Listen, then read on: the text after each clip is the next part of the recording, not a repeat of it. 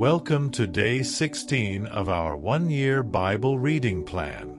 Today, we'll journey through Genesis 38 and 39, witnessing the lessons from Judah's choices and the incredible story of Joseph's faithfulness as he rises to prominence in Egypt despite great trials. In Matthew 12 verses 1 to 21, we'll see Jesus teach about the Sabbath, heal with compassion, and fulfill his role as God's chosen servant. Let's uncover the wisdom and encouragement these scriptures offer. Genesis chapter 38. At that time, Judah left his brothers and went down to stay with a man of Adullam named Hira. There Judah met the daughter of a Canaanite man named Shua. He married her and made love to her. She became pregnant and gave birth to a son, who was named She conceived again and gave birth to a son and named him Onan. She gave birth to still another son and named him Shelah. It was at Kezib that she gave birth to him. Judah got a wife for his firstborn, and her name was Tamar. But Judah's firstborn, was wicked in the Lord's sight, so the Lord put him to death. Then Judah said to Onan, "Sleep with your brother's wife and fulfill your duty to her as a brother-in-law to raise up offspring for your brother." But Onan knew that the child would not be his. So whenever he slept with his brother's wife, he spilled his semen on the ground to keep from providing offspring for his brother. What he did was wicked in the Lord's sight, so the Lord put him to death also. Judah then said to his daughter-in-law Tamar, "Live as a widow in your father's household until my son Shelah grows up." For he thought, he may die too, just like his brothers. So Tamar went to live in her father's household. After a long time Judah's wife, the daughter of Shua, died. When Judah had recovered from his grief, he went up to Timnah, to the men who were shearing his sheep, and his friend Hira the Adullamite went with him. When Tamar was told, "Your father-in-law is on his way to Timnah to shear his sheep," she took off her widow's clothes, covered herself with a veil to disguise herself, and then sat down at the entrance to Enaim, which is on the road to Timnah. For she saw that, though Shelah had now grown up, she had not been given to him as his wife.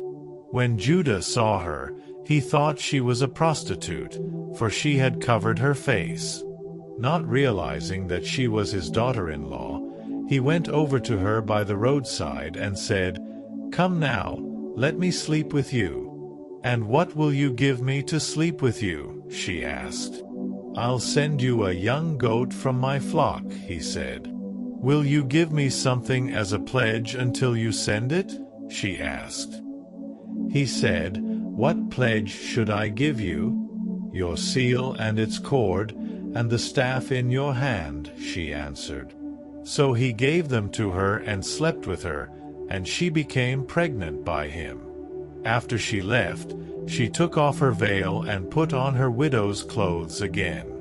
Meanwhile, Judah sent the young goat by his friend the Adullamite in order to get his pledge back from the woman, but he did not find her. He asked the men who lived there, "Where is the shrine prostitute who was beside the road at Enaim?" "There hasn't been any shrine prostitute here," they said. So he went back to Judah and said, "I didn't find her." Besides, the men who lived there said, "There hasn't been any shrine prostitute here." Then Judah said, "Let her keep what she has, or we will become a laughingstock. After all, I did send her this young goat, but you didn't find her." About 3 months later Judah was told, "Your daughter-in-law Tamar is guilty of prostitution, and as a result she is now pregnant." Judah said, "Bring her out and have her burned to death." As she was being brought out, she sent a message to her father-in-law. "I am pregnant by the man who owns these," she said. And she added, "See if you recognize whose seal and cord and staff these are." Judah recognized them and said, "She is more righteous than I, since I wouldn't give her to my son Shelah." And he did not sleep with her again. When the time came for her to give birth, there were twin boys in her womb. As she was giving birth, one of them put out his hand. So the midwife took a scarlet thread and tied it on his wrist and said, "This one came out first." But when he drew back his hand, his brother came out, and she said, "So this is how you have broken out." And he was named Perez. Then his brother, who had the scarlet thread on his wrist, came out, and he was named Zerah. Genesis chapter 39. Now Joseph had been taken down to Egypt.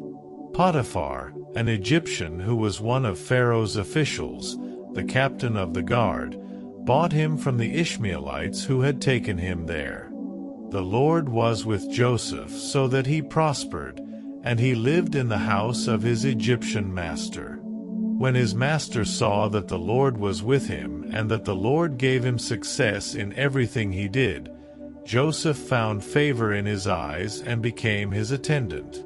Potiphar put him in charge of his household, and he entrusted to his care everything he owned. From the time he put him in charge of his household and of all that he owned, the Lord blessed the household of the Egyptian because of Joseph. The blessing of the Lord was on everything Potiphar had, both in the house and in the field. So Potiphar left everything he had in Joseph's care. With Joseph in charge, he did not concern himself with anything except the food he ate. Now Joseph was well built and handsome, and after a while his master's wife took notice of Joseph and said, "Come to bed with me." But he refused. "With me in charge," he told her, "my master does not concern himself with anything in the house. Everything he owns he has entrusted to my care. No one is greater in this house than I am. My master has withheld nothing from me except you, because you are his wife. How then could I do such a wicked thing and sin against God?" And though she spoke to Joseph day after day, he refused to go to bed with her or even be with her. One day he went into the house to attend to his duties, and none of the household servants was inside. She caught him by his cloak and said, "Come to bed with me." But he left his cloak in her hand and ran out of the house. When she saw that he had left his cloak in her hand and had run out of the house, she called her household servants. "Look," she said to them, "this Hebrew has been brought to us to make sport of us. He came in here to sleep with me, but I screamed. When he heard me scream for help, he left his cloak beside me and ran out of the house." She kept his cloak beside her until his master came home. Then she told him this story, "That Hebrew slave you brought us came to me to make sport of me. But as soon as I screamed for help, he left his cloak beside me and ran out of the house." When his master heard the story, his wife told him, saying, "This is how your slave treated me." He burned with anger. Joseph's master took him and put him in prison, the place where the king's prisoners were confined. But while Joseph was there in the prison, the Lord was with him. He showed him kindness and granted him favor in the eyes of the prison warden.